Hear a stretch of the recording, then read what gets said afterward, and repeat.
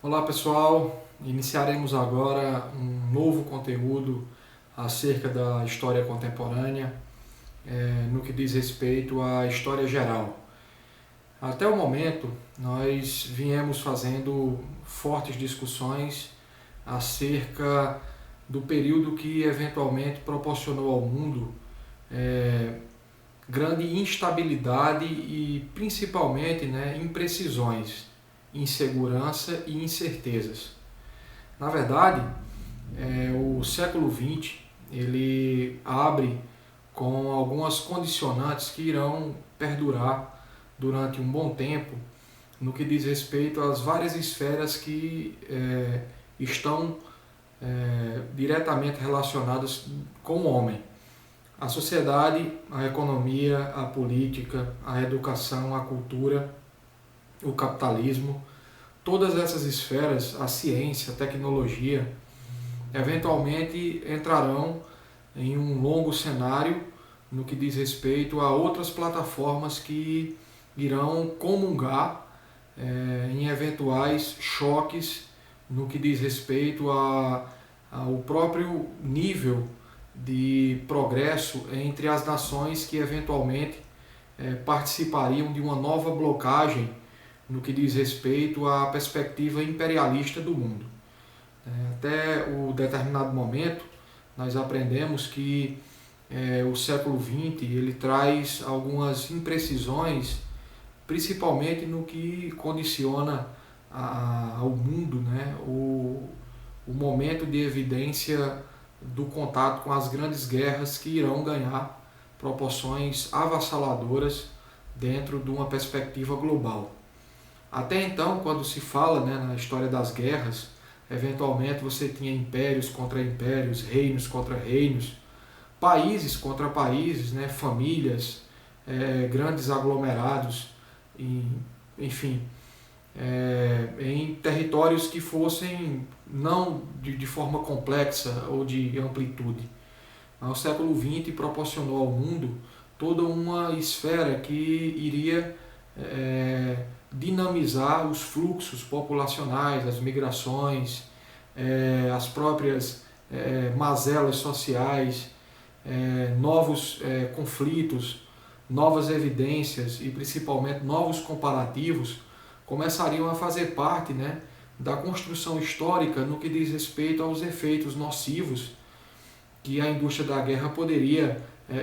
propiciar no surgimento de um mundo que eventualmente teria, entre várias circunstâncias de ocasiões de diálogo, de pacificação, a guerra estaria sempre no carteado da mesa como uma evidência possível. E nós aprendemos que esse período,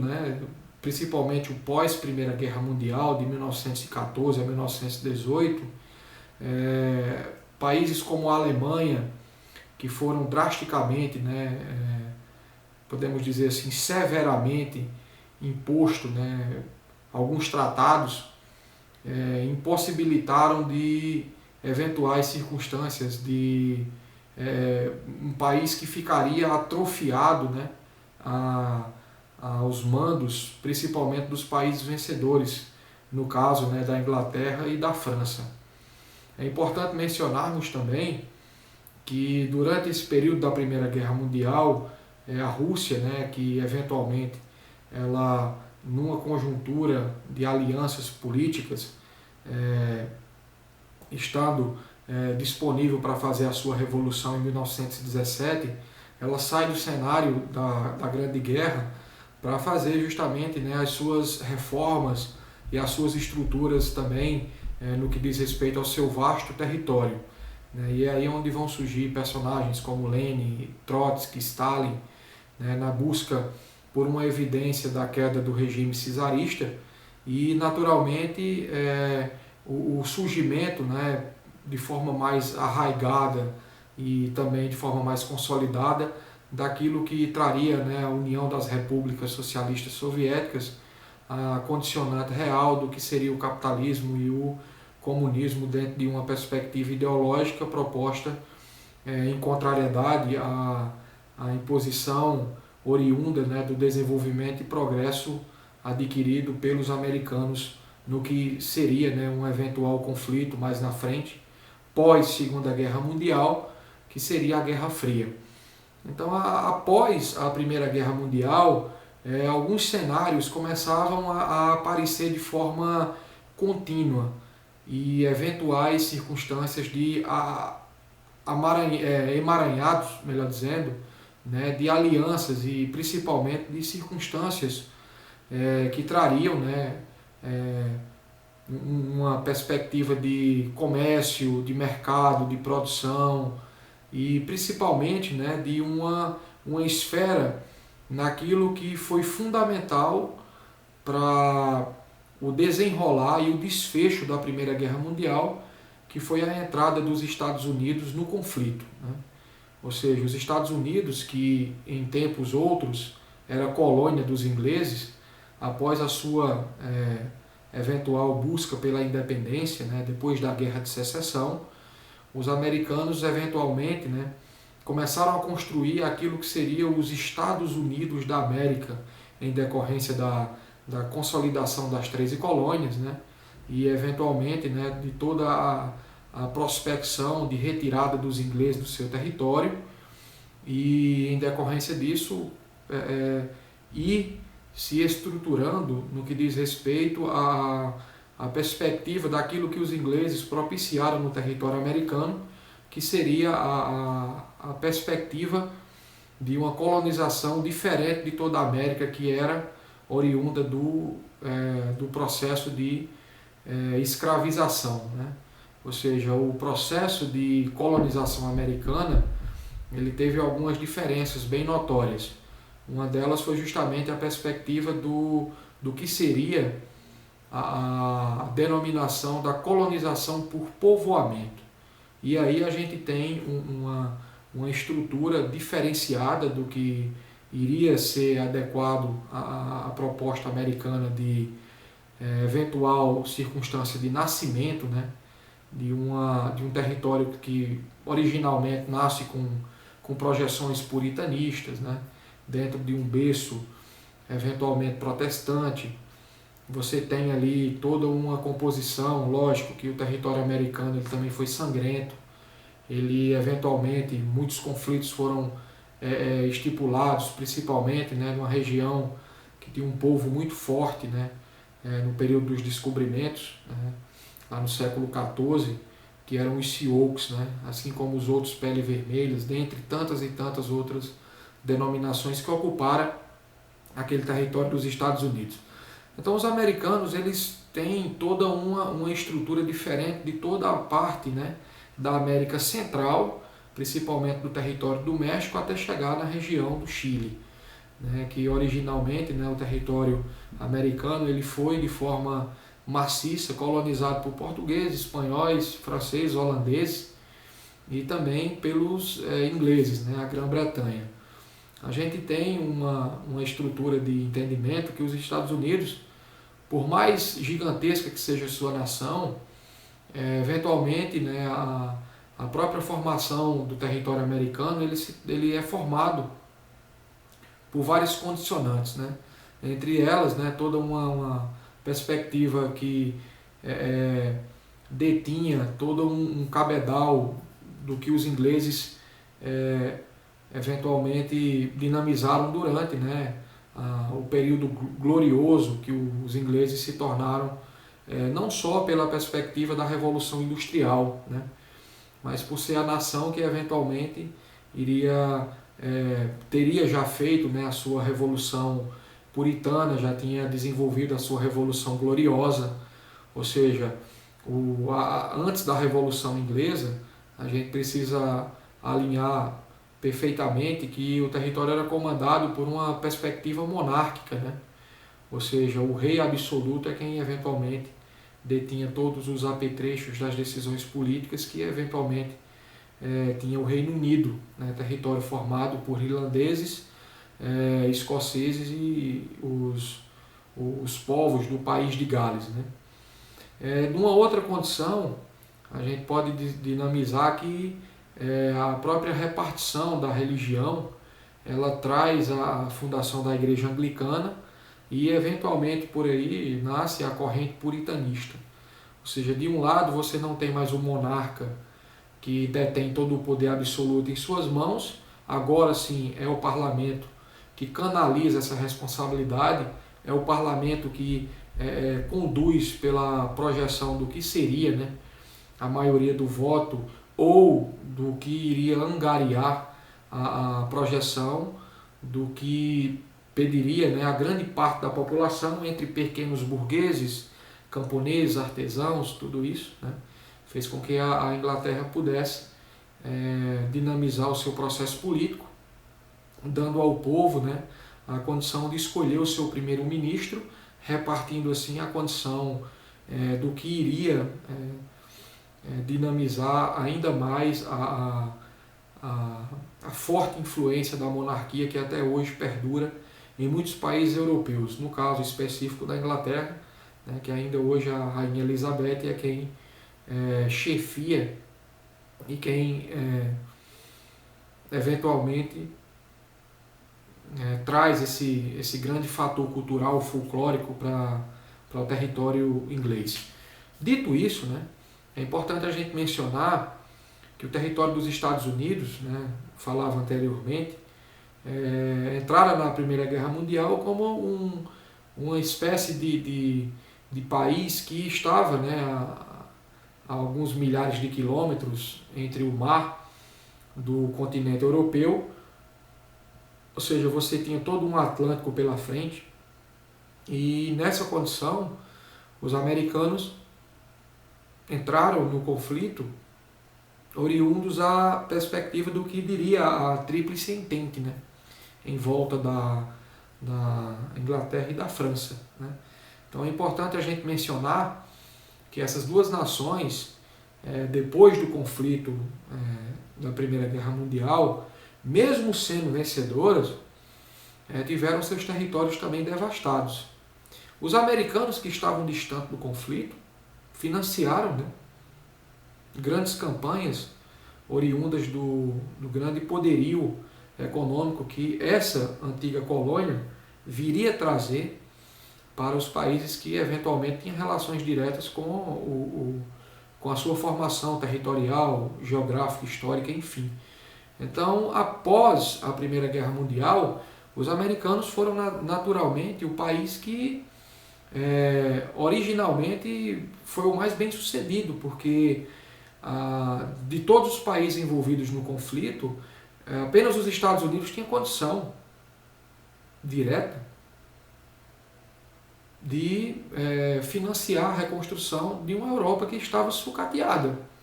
Então, a partir daí, do começo dos anos de 1920, a gente começa a internalizar um período de euforia, né, para com os americanos. Muitos autores chamam esse período, né, do The American Way of Life, ou seja, o estilo de vida americano, que estava enraizado entre tantas características como o grande progresso triunfal do capitalismo. Ou seja, os americanos vivenciando, né, toda uma ideia de crescimento monetário, expansão capitalista, tendo a sua nação agora mais ainda independente. Imagine você, em um período anterior, a Inglaterra era o país que recebia ordens, entre aspas, dos ingleses, agora é quem financiava a sua reconstrução pós Primeira Guerra Mundial. É importante mencionarmos também que outros recortes históricos, né, eles vão acontecer na sequência de nossas aulas. Um deles será justamente o surgimento dos regimes totalitários, né? Assim como vai acontecer o surgimento do salazarismo, do franquismo, surgirá, né, os tão falados e conhecidos, né, e tão atuais fascismo e nazismo nessa Europa que estaria, né, se reconstruindo da Primeira Guerra Mundial. Ou seja,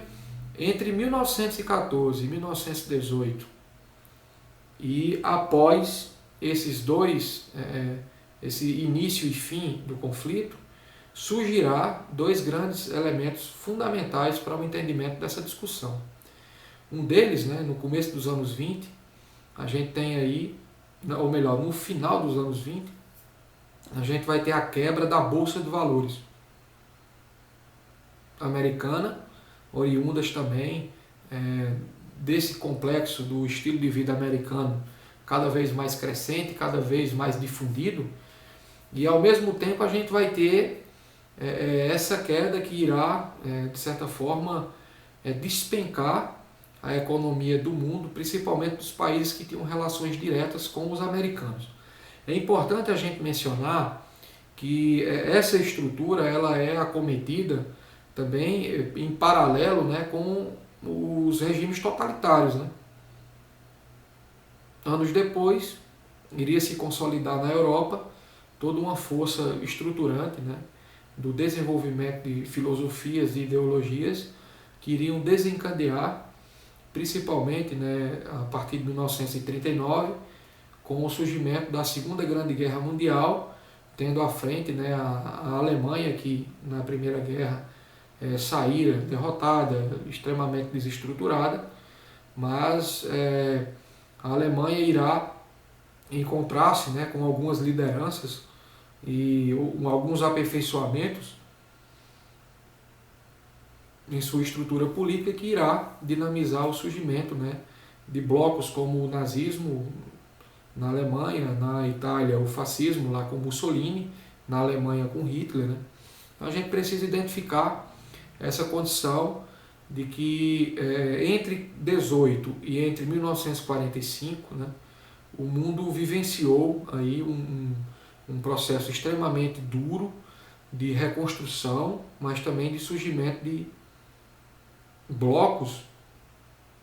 que eventualmente iriam propiciar outras reviravoltas no cenário político, no cenário global. Então, é importante mencionarmos que ao tempo que a gente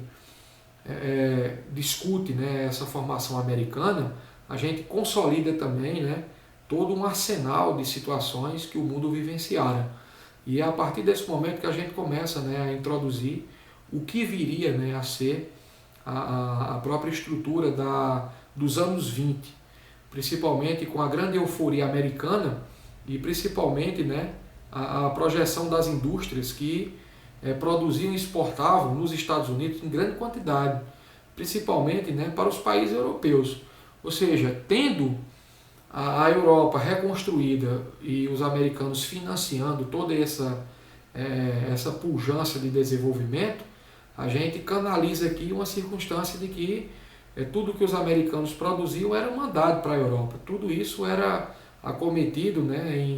em valorização monetária, em incentivos fiscais, em economia acelerada,